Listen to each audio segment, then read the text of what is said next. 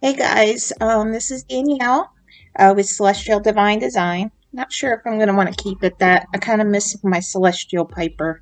Probably a little rash changing it, but so I am coming to you today because I'm starting to feel a little bit better. I have actually had the flu most of the week, thanks to my son who gave it to me and my husband. He gave it to him as well. Luckily, I'm a caregiver, so my mom did not get sick, and hopefully it stays that way. My son went back to school today, and so did my husband. Back to work. Still feeling a little bit under the weather, but I didn't want to.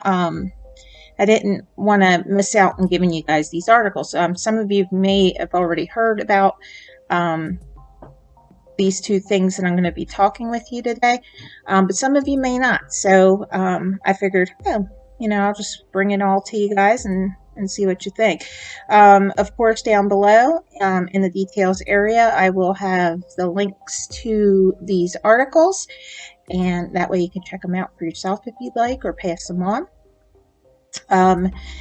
So the first one, radio signal is coming from space every 16 days. What the hell is it? That's exactly what the article is titled.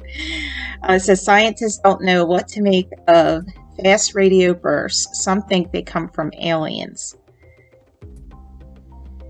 Leave that up to you guys and what you think. I'm kind of like in between with that. Fast radio bursts are one of astronomy's tantalizing unsolved mysteries. These sudden pulses of radio waves come from far outside of our galaxy. They last about a millisecond, and sometimes the signals repeat. Quite interesting. It goes on to say that until recently, that's about all scientists could tell you about the fast radio bursts, or as they call them, FRBs. Our radio telescopes, which pick up noise rather than light, first detected them in 2007. Wow. So here we are 13 years later, right? Yeah, I can add.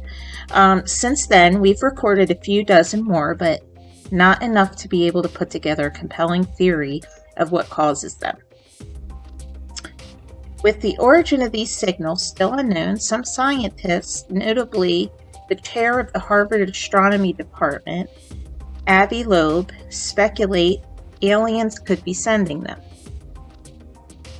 Now, researchers based in Canada, where a radio telescope is exceptionally well equipped to detect these FRBs, sounds like it's like SOB. I'm sorry, I'm being stupid. Began operating in 2018, have added a new piece to the puzzle. A few previously detected FRBs have been shown to repeat sporadically, without any regular pattern, but by observing the sky from September 2018 through October of 2019, the researchers in Canada found 28 bursts, including one that repeats with a very regular pattern indeed. It appears every 16.35 days to be exact. Patterns. I find patterns interesting. So it goes on to say this is the first time that scientists have detected such a pattern in FRB source. The peculiar signal is coming from a massive spiral galaxy 500 million light years away. Maybe you guys know. I want to know how they know how many light years away and how they know about light years. And I mean, is this some kind of underground base kind of thing? Like that they're being told by these beings that they're talking to? And yes, I'm saying beings because I think some that they find are aliens could be something else, like interdimensional. And maybe travel's not so much through space, but dimensionally. I don't know. I'm not a scientist. But I'm not going to jump on the train right away and say what they're thinking. Because, I mean, we don't know. I mean, there's so much we don't know, right? So let's see. It goes on to say the source sends out 1 or 2 bursts of radio waves every hour over 4 days. And then it goes quiet for 12 days. Then the whole process repeats. So this is like a set pattern, which I find fascinating. So why is radio signal repeating every 16 days like clockwork, and what can that teach us about its origins?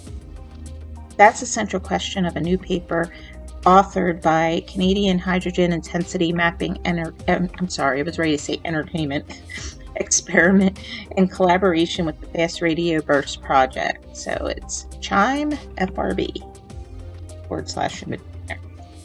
There are a couple of things we know for sure. The 16-day periodicity I can't speak, can be occurring by chance coincidence. So the scientists write it's an important clue to the nature of the object. It's clear that FRB can't be originating from a cataclysmic event like a star going supernova, since that's a one-time affair.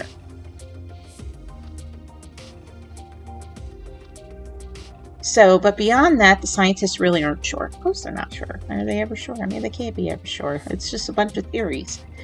And they call us conspiracy theorists. They propose a few possibilities. One explanation is orbital motion. Celestial bodies are known to orbit on regular timescales, so a pair of objects like a star and a black hole could account for the 16-day pattern given the source location in the outskirts of a massive spiral galaxy. The paper says a supermassive black hole companion seems unlikely, although lower mass black holes are viable. Again, this is a bunch of theories. The authors say FRBs could be generated if giant radio pulses from an energetic neutron star are eclipsed by a companion object. They also note that periodicity, I don't know if I'm saying it right, could arise from the rotation of a star, but that's a tricky hypothesis. Previously observed sources have had a way shorter periodicities, a few hours, not a couple of weeks, and way less strength. So we're talking 9 orders of magnitude less than FRBs have. So in short, the authors don't know what's causing FRBs, but aliens are not on their list of possibilities. They end their paper calling for more research. Are aliens causing fast radio bursts? Probably not. This is what they're saying. While grounded speculation among astrophysicists suggests that FRBs are caused by neutron stars, stars merging, or black holes, it's different theory that has caught hold of the public imagination. Maybe they're caused by intelligent alien life. I don't want to read this whole entire thing. So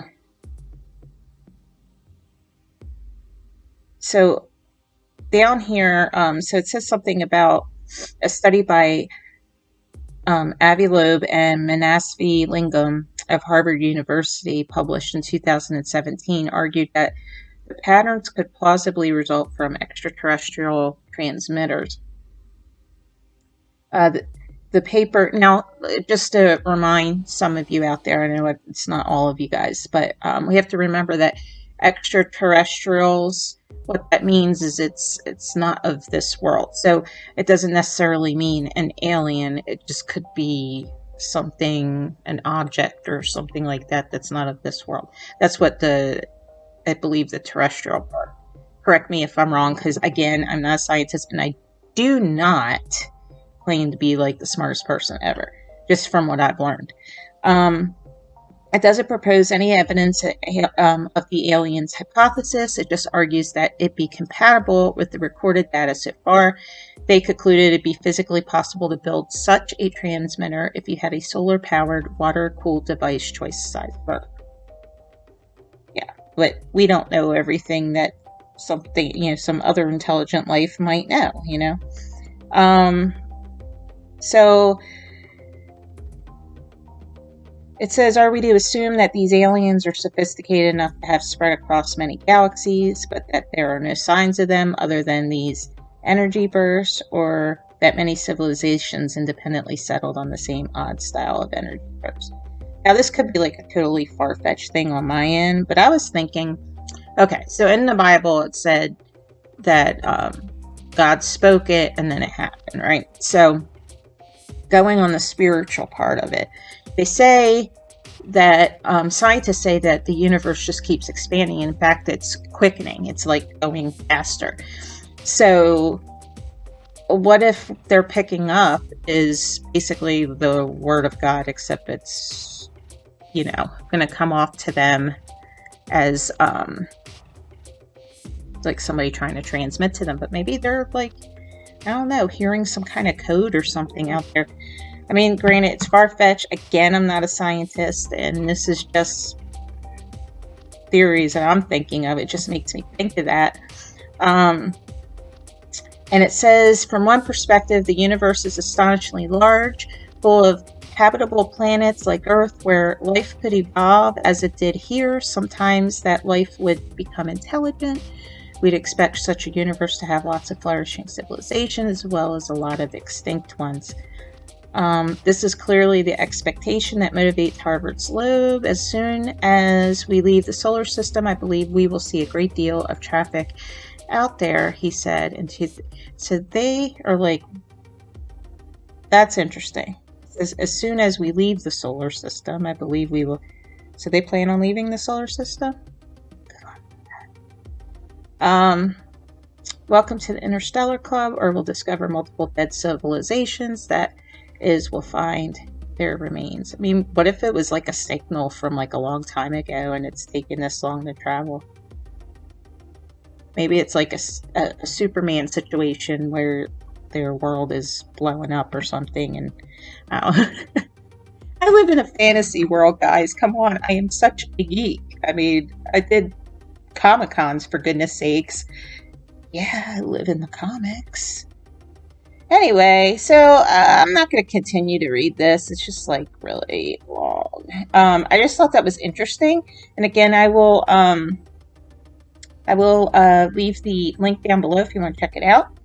The one I know that made you guys click to come on here, and I do apologize if you feel I've kind of clickbaited you there, but there's actually a point to it. So let me go ahead and pull that up. But before I go into it, guys, make sure you hit the like button, and if you're not subscribed to the channel and you want to be, I'm not going to force you to, but if you want to be, go ahead and hit subscribe. And if you want to be notified of new videos, you'll want to go ahead and make the choice that it gives you. You can click on all, so that way anything that I produce and put out there, you can go ahead and be notified for it.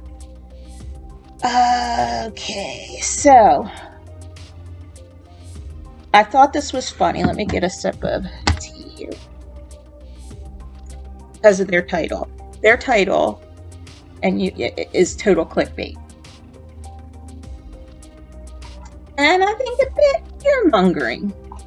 Now, every day, practically, I guess every day, I don't know. We're constantly being charged by... maybe charged isn't the right word, but you know what I'm saying. Like, we have asteroids passing us all the time, and there have been plenty of close calls. So that doesn't mean tomorrow is the end of the world. Which is funny that I'm saying tomorrow, because according to www.express.co.uk, asteroid warning. NASA tracks a 1 kilometer rock that could kill millions on rapid Earth approach. So I just find this hilarious. Let's see if, of course it's going to be backwards, but all like bold, and it's like, could kill millions on. Yeah, what they don't tell you until the end of the article is that it's going to pass us by so much miles. So they hook you and bait you. Yeah, so it's like, oh, tomorrow's the end of the world. No, it's not. It's not. It says, an asteroid capable of causing global destruction, if it hits, will approach our planet tomorrow. So it's still pulling you in. Afternoon. So tomorrow afternoon. And it's on the European side. So I think it was parts of Africa and parts of Europe, because crazy me was like, oh, wow, I have a telescope. Am I going to be able to see this? That would be so cool. Yeah, that's me. So I'm like, yeah, I'm excited. No, it ain't going to be in my view. Darn it. So, U.S. Space Agent NASA has found, and we all love NASA, don't we? So at this rate, NASA said that the asteroid will make a close approach. Now we get to the truth. To Earth tomorrow before noon. I think it's amazing, though, that they're able to measure this. I mean, like, what if there was some kind of force out there that were like to move it further away or closer? I'm going to go with the further away. Stay positive and away from the fear. I'll tell you what, if there was one that was going to hit us tomorrow, I would not panic. I would hope it'd be quick and be done. Ain't gonna know what hits me, not what hits my loved ones, nothing. We're good. We're good. There's no point in like fearing and like, don't feed the beast, guys. So anyway, there's nothing you could do about it anyway if it were to happen. So, according to the space agency, any rock this big has the potential to kill untold millions upon impact. NASA said if a rocky meteoroid larger than 25 miles, or is it meters? I don't know. It's 25 m. You guys correct me down below, please. But smaller than 1 kilometer, a little more than a half a mile, were to hit Earth, it would likely cause local damage to the impact area. We believe anything larger than 1 to 2 kilometers, 1 kilometer is a little more than 1/2 mile, could have worldwide effects. And of course, we got these like lovely Doomsday pictures. Don't you want to sing, I don't want to close my eyes. I miss you, babe. Oh my gosh, I'm sorry. I'm being so silly. The destructive potential of such asteroids was also outlined in 2018 White House report on so-called near-Earth objects, or NEOs. That would be near-Earth objects. So the National Near-Earth Object prepared a strategy and action plan, warn asteroids up to 3,280 feet, 1 kilometer, across can initiate a chain of devastating natural cataclysms. The report reads, objects close to and larger than 1 kilometer can cause damage on a global scale. So they kind of go into saying, of course, it hits somewhere, it can trigger tsunami, earthquakes, you name it, like a bunch of stuff.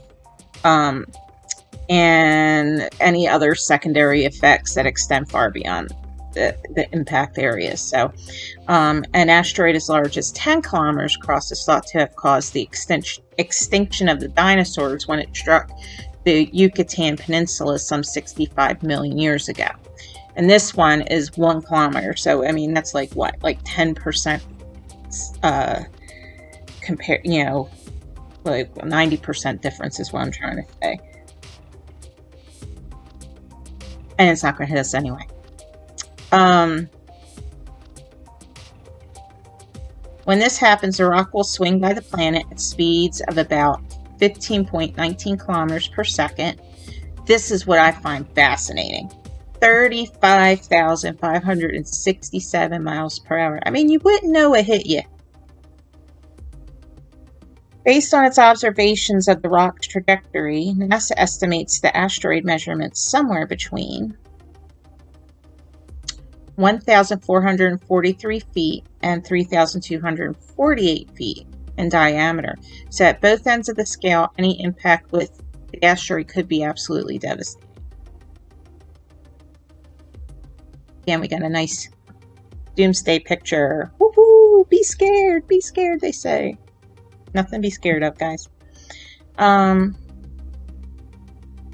it goes on to just talk to you about like these NEOs and like what they could do and their sizes, and of course they show more Doomsday pictures and a nice little tsunami right there.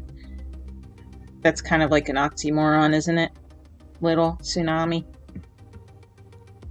So then they end it. A single astronomical unit describes the distance from our planet to the sun, about 93 million miles, 149.6 million kilometers. In other words, the asteroid will miss us by more than 3.58 million miles. But they titled it like, we're gonna die tomorrow. Clickbait! Once the asteroid shoots by, NASA predicts it will pay a visit to the planet Venus on June 14, 2034. After that, on August 25th of the same year, the asteroid will make a close approach to Earth. So there you have it, guys. You're going to be okay. But we'll be dodged again. So I will have that link down below. Love to hear your thoughts on all of it and any of your corrections where I have said things wrong or do not know what I'm talking about, which is majority of the time. So, so glad to be able to be here with you guys today. And if you guys have any topics you would like to discuss, please let me know below. I'm still trying to figure things out. I guess that's all. All right, guys. Well, this is Danielle, and I love you guys, and I adore you guys, and I think you're all so awesome. And give me a hug. Peace out, my friends.